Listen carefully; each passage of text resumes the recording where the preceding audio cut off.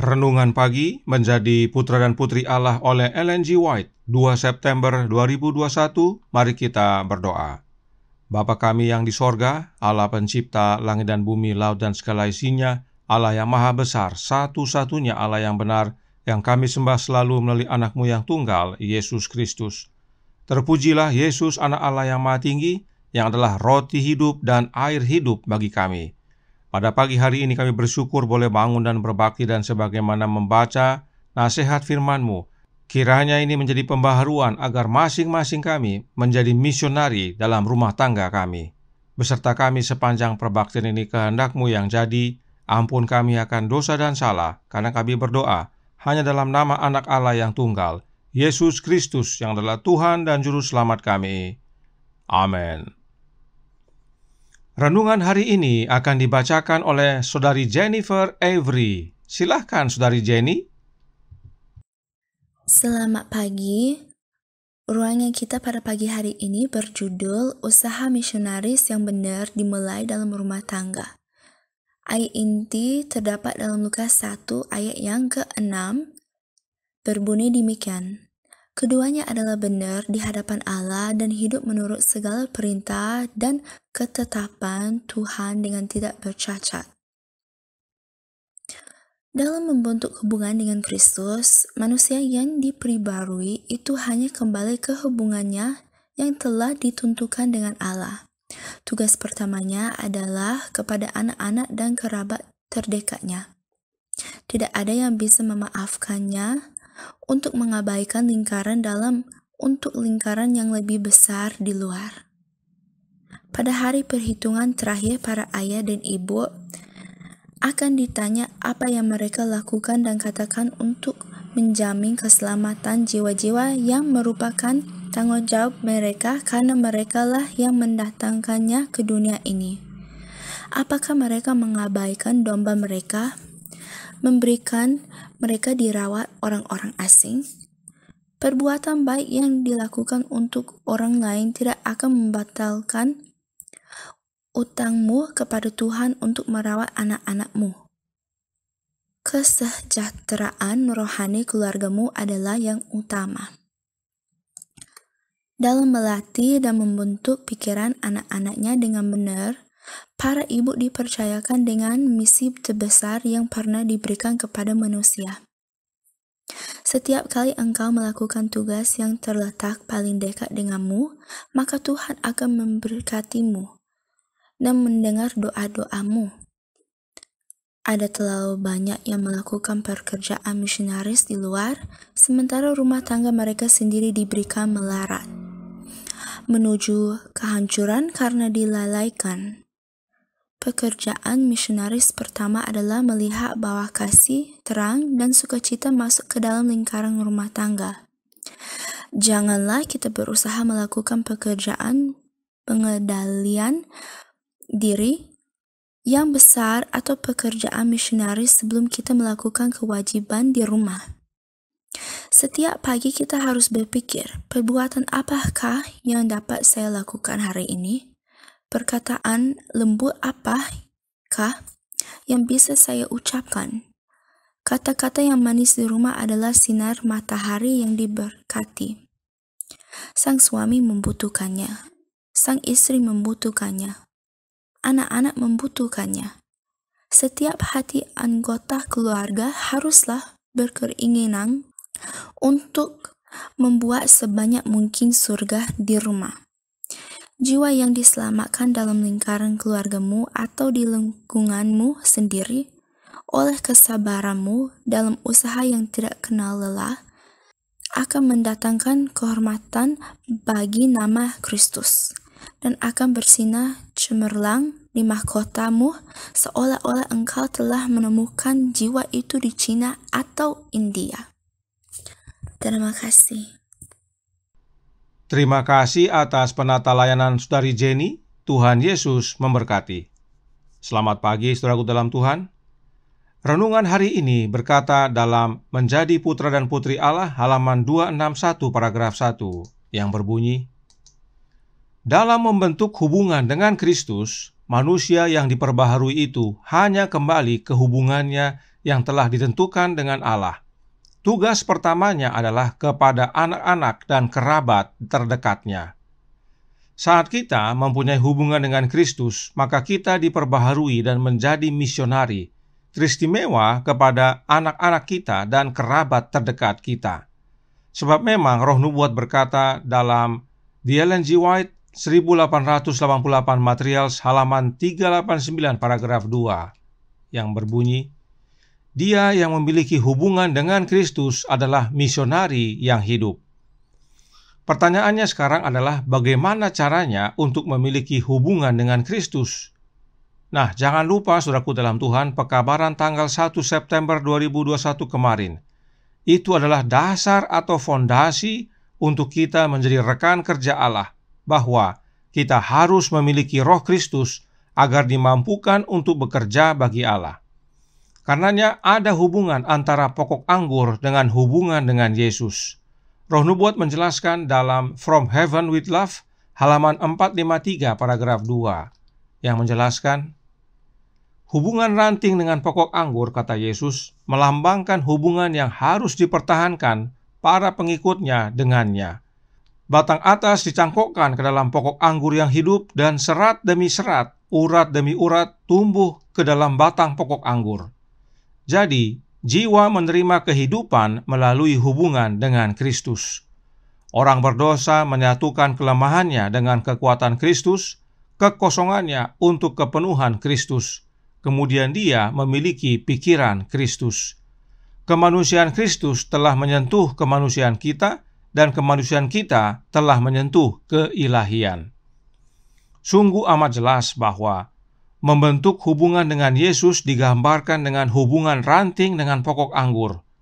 Juga digambarkan dengan pencangkokan.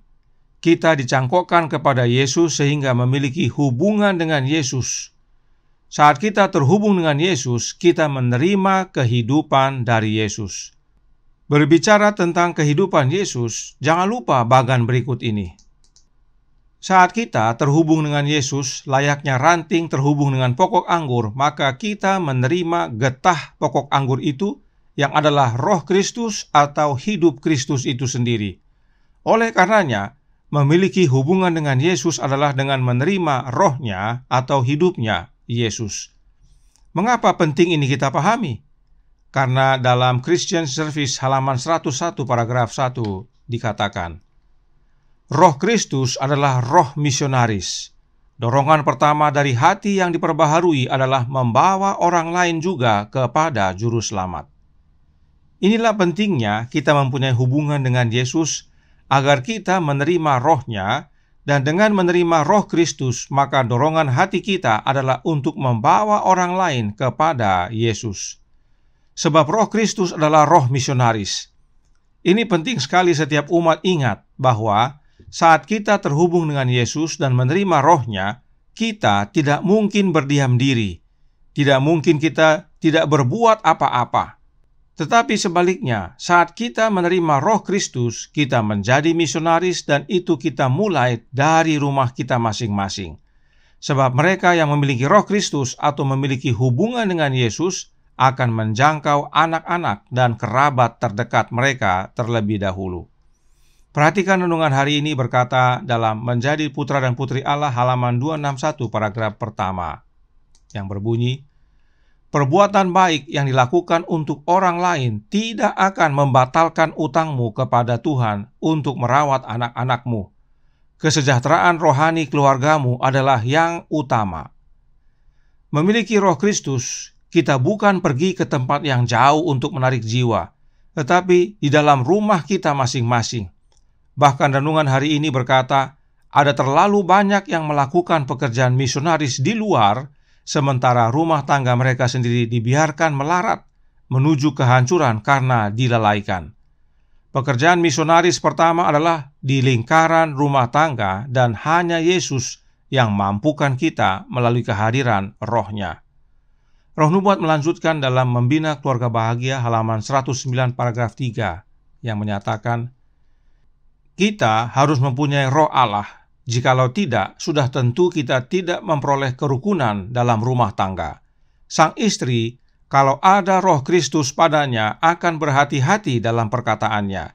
Ia akan mengendalikan rohnya, ia akan taat, namun tidak merasa bahwa ia seorang budak, melainkan sebagai seorang sahabat kepada suaminya. Kalau si suami adalah seorang hamba Allah, ia tidak akan menjadi tuan terhadap istrinya. Ia tidak akan berbuat sesukanya dan tidak menuntut dengan paksa. Bagaimana caranya menerima Roh Allah? Melalui anaknya. Itulah pentingnya menerima Roh Kristus. Sebab dengan menerima Roh Kristus, kita menerima Roh Bapanya. Karena tidak ada seorang yang datang kepada Bapa kalau tidak melalui Yesus. Yohanes 14 ayat 6. Dan Bapa mengaruniakan rohnya kepada anaknya, dan anak Allah mengaruniakan rohnya kepada kita. Sehingga dengan sendirinya Bapa di dalam kita. Inilah pentingnya menerima Roh Kristus dalam rumah tangga. Hubungan dalam rumah tangga menjadi harmonis karena Roh Kristus, dan orang tua menjadi misionaris bagi keluarganya. Itu sebabnya renungan hari ini berkata dalam Menjadi Putra dan Putri Allah halaman 261 paragraf 2 yang berbunyi, dalam melatih dan membentuk pikiran anak-anaknya dengan benar, para ibu dipercayakan dengan misi terbesar yang pernah diberikan kepada manusia. Dan hal ini para ibu dapat lakukan hanya dengan terhubung dengan Yesus, yaitu menerima rohnya, yaitu Roh Kristus. Karenanya, Our High Calling halaman 362 paragraf 4 berkata, kita harus melihat kepada Yesus, mempelajari firman-Nya, berdoa untuk rohnya. Kita harus lebih sering menyendiri bersama Allah dalam meditasi dan doa. Marilah kita lebih banyak berdoa dan sedikit bicara.